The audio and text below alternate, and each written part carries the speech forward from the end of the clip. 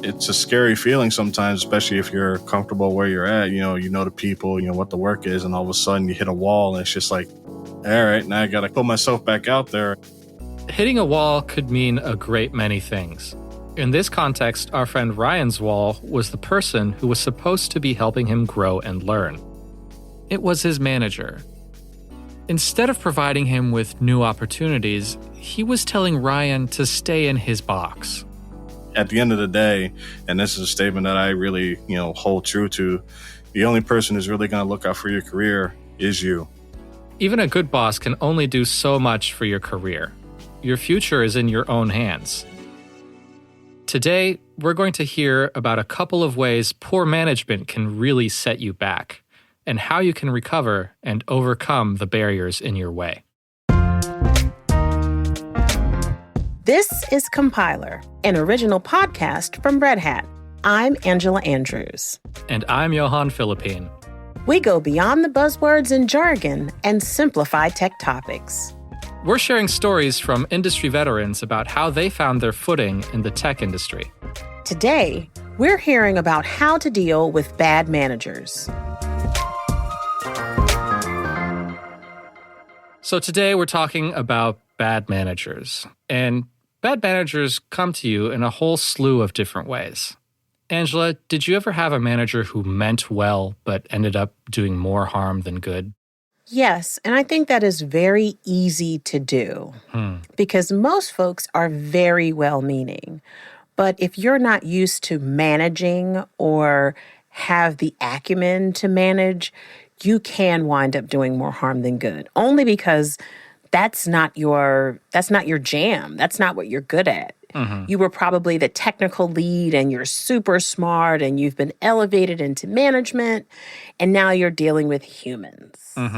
So they mean well, but sometimes, in my experience, they can do more harm than good.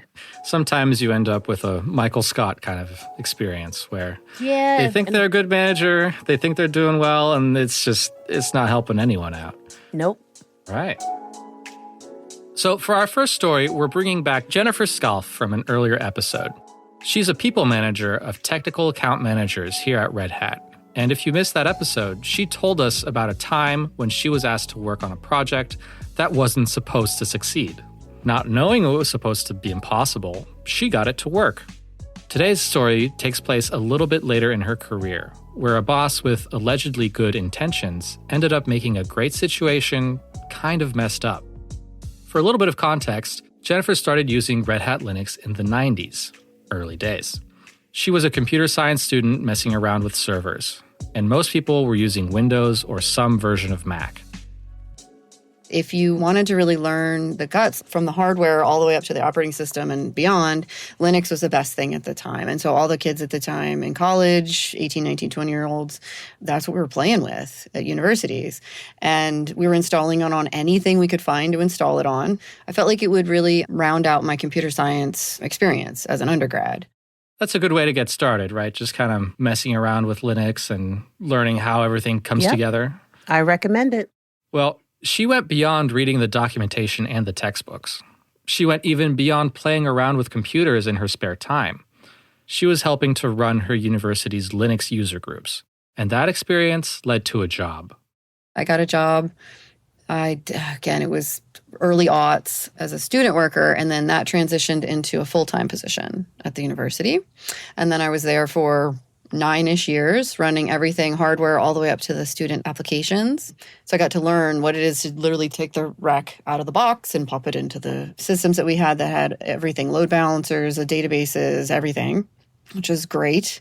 I hope folks still have that opportunity these days. If they have to do it on their own, I highly recommend it. It sounds like Jennifer really knew her stuff, right? She spent years building her skills as a student and then in her first job. She's what I'd imagine a hiring manager would see as a dream candidate.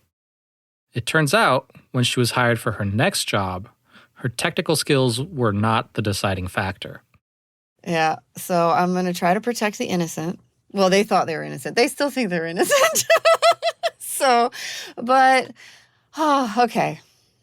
because other people will experience this. It will probably be very different in 2023 than it was in 2000, whenever that was back then. But I was hired without knowing because of certain attributes, mainly that I was one of the only women at the time, and I think the only one this person had ever met that knew anything about Unix, about Linux. Again, this was in the aughts, right after the .com, but not too much further. And I wasn't told that explicitly at the time, just like folks aren't usually told that explicitly, even probably today. She thought she was hired because of her merits, and she did really well in her new role, oblivious to the other considerations. But those considerations didn't stay hidden forever. A few years later, I was told that, and the person was very proud that they used that as one of the reasons to hire me. They thought that was a very good thing. And then I proved myself. They hired me for that reason. They told me that they could have hired other people without the same attributes as myself that might have been more skilled at the Unix and the Linux, as we used to call it. To be told that she was hired despite there being more qualified candidates because she's a woman, and then that she ended up proving herself, that didn't feel so great. I'm saying all these things very sarcastically. It's very awkward and uncomfortable to this day, but it really hurt me when I was in my 20s to hear that I was hired for those reasons. At that point, I felt that I had almost already proven myself, but I wasn't quite there. I did not have the self-confidence to handle that well. There's an expectation that if you've been hired, you've already convinced your new manager that you can do the job. After a few years of success in that position, she had the rug pulled out from under her. No, actually, we didn't think you were qualified, but you turned out great anyways. While Jennifer's able to talk about it now, that wasn't always the case. So it caused, every time adversity hits us, we, in a very cheeseball, corny way, try to use it for good, right? So I look back on it because for self-preservation, mental preservation, you have to look back on things kind of positively. You do. I do, anyway. So I look back on it as a turning point that I decided, maybe I'm not as good at the technical aspects of this, so maybe I will get a degree in something else. That's a tough kind of reaction to have. It is. We've talked about this in the past where you get that doubt kind of instilled from someone else when you're seeking advice, and it kind of leads you down a different path. She planned to leave tech and pursued an MBA in supply chain management. She's continued to work in the Unix and the Linux because she was good at it, but she thought she wasn't great at it. And that's the kind of influence bad management can have on people. Now, she ended up doing both, staying in tech and getting her MBA. I can see that type of comment having effect on you no matter your age. Mm-hmm. When you think you've earned your right and someone says, no, you didn't. Shrug. Yeah. That does not feel good, like you said. Yeah, it's a particular kind of damaging, right? Because it's like, we didn't think you were necessarily the best person for this job, but we hired you and kind of wished for the best and hoped for the best, right? You're able to actually do the job, and then they end up being happy with it. That's not something you want to tell someone, right? Because that can be just a huge, huge hit to your self-esteem. Jennifer's saying that it's probably less likely that people would still say this in this year, but I imagine people still do, right? And too many people still feel imposter syndrome. Jennifer isn't saying that diversity isn't an important consideration when hiring, but being told she was hired despite being allegedly less qualified because she's a woman made her reevaluate how skilled she thought she was. And that's the problem. She really second-guessed herself when she knew she was confident in her abilities. She knew it. And there wasn't anything you can tell her otherwise, but this came along. That's right. She questioned herself, not the fact that the person questioned her, but she questioned herself. That is the most damaging part of this. Yeah. She had all those years of experience in school, all those extracurriculars. She had those years of experience in her first few jobs, and still... She was owning it. And then here comes that rug. But Jennifer kept going. So now I don't mind it as much because I like to think now that I can be a role model. I do completely believe that theory that if we have folks with certain attributes represented, that will contribute to more folks with those attributes being hired or being interested in that particular role. And now I'm trying to embrace that. It's taken me a long time, y'all. It's taken me a long time to get to that point. This is not something that came easy. Now, I imagine she'd be a fantastic role model either way. It's just a huge shame that she had to have that experience, and it tainted her consideration of new opportunities. A friend of hers mentioned a job opening she should apply for. Jennifer demurred at first, worried about not having enough technical expertise. But her friend convinced her to apply anyways. And in the end, Jennifer got the job. I didn't give up. My friends propped me up and cheered me on. And so have your star players, have your friends there, join the user groups and get on with it, because it had been years before that they had kind of crushed me with the, you were hired because you were a woman who knew Linux. I didn't want that to happen again, obviously. So my friends were very good about encouraging me and letting me know that's not the reason we're hiring you, lady. So I'm going to get a little choked up about it. So that's it. So I jumped in and they were thrilled to have somebody who had this business degree for the account management part of it. In the end, her detour worked for her and helped her get ahead. But in all too many cases, the detour becomes an off-ramp that never leads back to the tech industry. Things like that tend to make you think you don't belong, and you will pack up your laptop and find something else and go somewhere else where you feel that you're valued and where you can have that empowerment. And in her case, she felt that empowerment, and just one person was able to take that away from her. Albeit for a very short time, she questioned herself. And I see it a lot myself in this industry where something bad happens to someone and they're really ready to say, I don't think I can do this anymore. I see this more than I care to admit. It's heartbreaking because we all belong here. Do you see any improvement? Did it used to be worse than it is now? Has it been about the same? Or I want to say is it getting worse? I can't really tell because of social media. And now it's so prevalent. You hear these comments and you see these comments. I do in my timeline, just enough to make me wonder, have things really changed? We're still at this point where folks are doubting their abilities. They got here, they worked hard, and something comes along and makes them question that. It can be, a bad project. It could be a bad manager, a bad experience, a bad it can be a number of things. But when anything comes up that makes you question if you belong somewhere, that's a red flag. And that's when we need to kind of take a step back, because if you made it here, this is where you belong. And it's only up to you to decide if you're going to leave. That's your decision always, but not based off of something terrible happening to you or someone saying something terrible to you. We work hard to get here. We deserve to be here. Now, we've mentioned this before, but we're going to say it again. Find the people who are going to support you and cheer you on, and hold on to them. They'll help you go beyond the detractors, even the well-intentioned ones. When we get back from the break, we'll hear from Ryan again, and his manager, who was decidedly not well-intentioned. Okay, so now we get to the real doozy. Managers who actively stifle growth.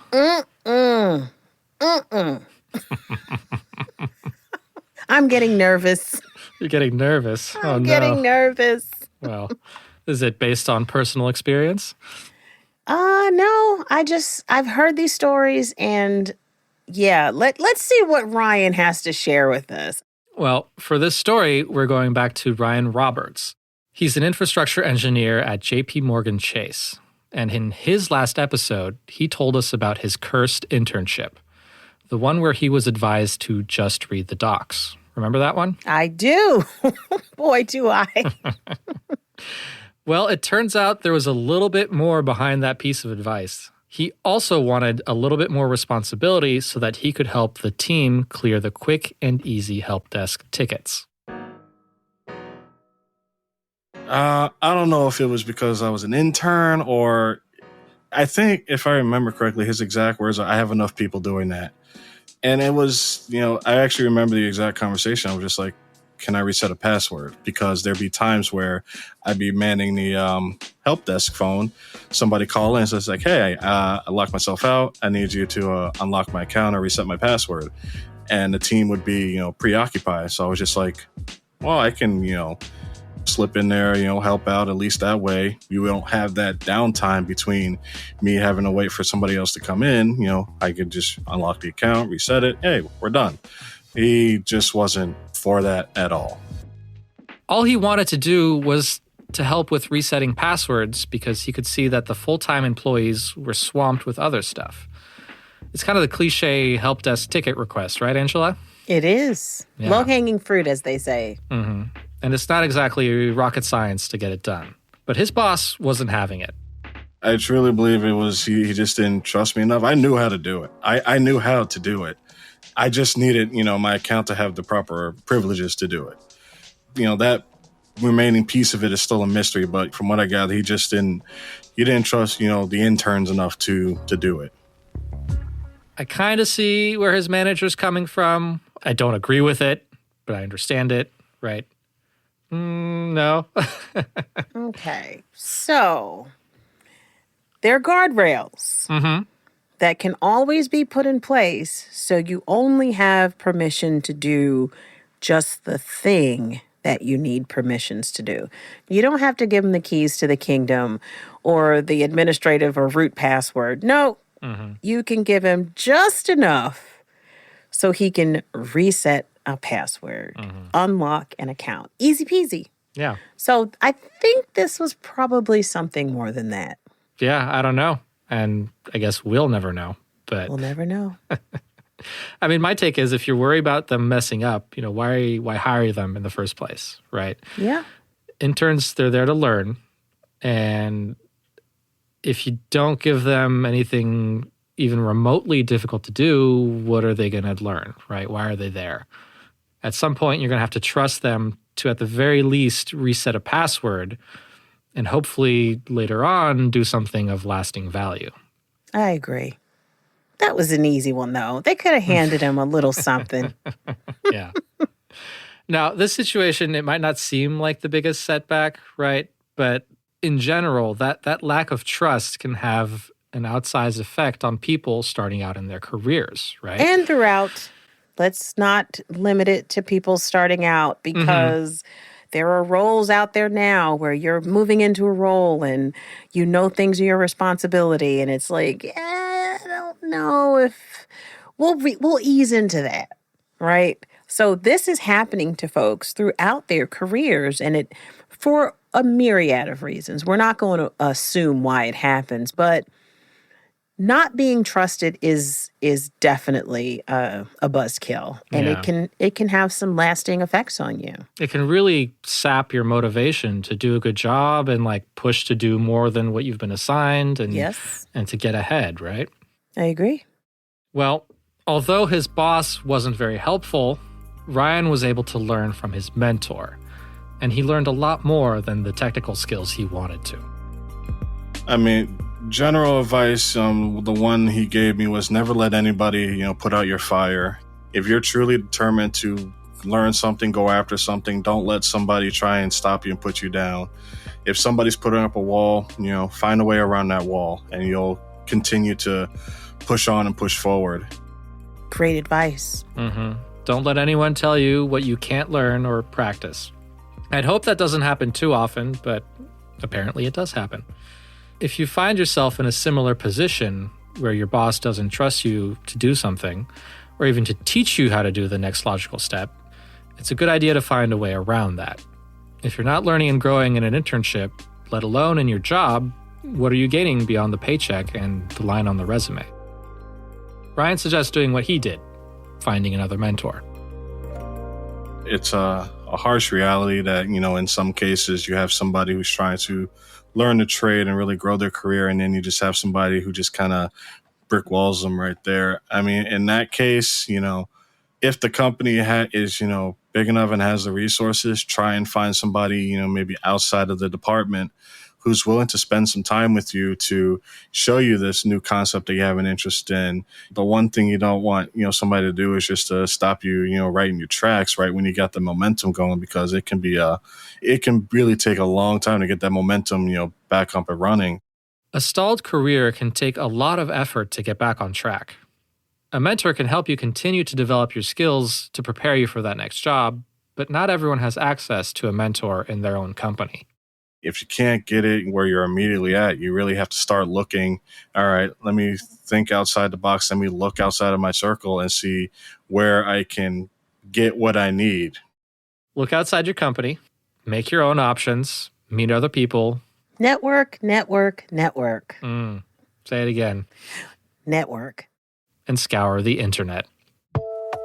Yeah, I mean, YouTube, might as well just call it an online university at this point. Yep, YouTube University. I mean, you can truly learn just about anything there. And, that's usually the first place I'll go is like, hey, I want to hear about, some of these topics, maybe get, a day in the life of somebody in this career. For people looking into development, Ryan also suggested checking out online code camps and coding courses as well. So even though his boss didn't give him an opportunity to grow, his mentor and the resources he found online helped him get past the boss fight and on to bigger and better things. Great story. All right, so this episode, we heard about misguided, mistrusting, and malicious management and how they can really get in the way of your career, either by causing emotional damage or by restricting your growth and opportunities for advancement. The key is finding the people who will support you and help you get past those barriers. It's all about your community and the people you surround yourself with. Those are the ones that get you through those hard times. Next time on Compiler, we're going to hear some more stories about people who had unorthodox paths into the tech industry. Ooh, I can't wait for that one. But about this episode, I hope you loved it. I mean, we talked about bad managers, and we heard two very interesting stories. You have to share your thoughts with us, share your stories with us, hit us up on socials at Red Hat using the hashtag Compiler Podcast. Have you had a bad manager in your career? And what did that do for you? We'd love to hear more about it. So make sure you tag us, okay? And that does it for this episode of Compiler. Today's episode was produced by Johan Philippine, Kim Wong, and Caroline Craighead. Victoria Lawton has never seen a wall she couldn't get around. Our audio engineer is Mark Angley. Special thanks to Brittany Dugan. Our theme song was composed by Mary Anchetta. Our audio team includes Brent Simoneau, Lee Day, Stephanie Wunderlich, Mike Esser, Nick Burns, Aaron Williamson, Karen King, Jared Oates, Rachel Ertel, Devin Pope, Mike Compton, Ocean Matthews, Paige Johnson, Alex Trabulsi, and Mira Cyril. If you liked today's episode, and we hope you did, please follow the show, rate the show, leave us a review, and share it with someone you know. It will really help the show. It really does. All right, goodbye, everyone. Take care until next time.